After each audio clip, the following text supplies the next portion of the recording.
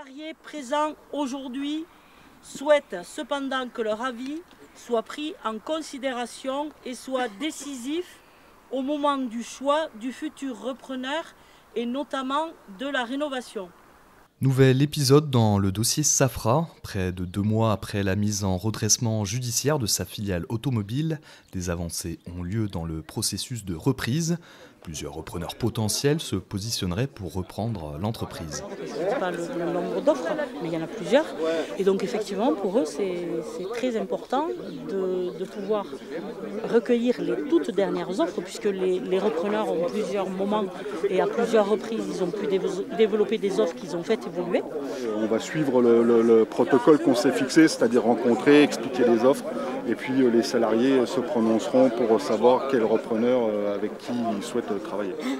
Au vu des différentes offres de reprise, le projet de Scope, un temps pensé par les salariés du pôle restauration comme filet de sécurité, a été abandonné.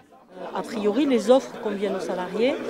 Du coup, ce matin, ils ont retiré leur offre de Scope.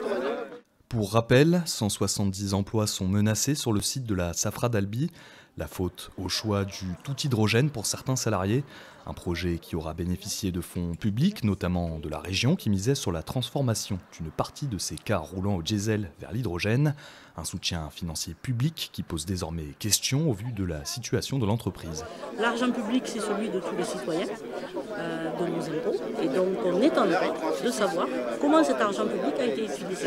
Il y a eu des choix stratégiques qui ont été faits, je l'ai dit, avec lesquels les salariés n'étaient pas d'accord, qui ont conduit l'entreprise dans cette situation.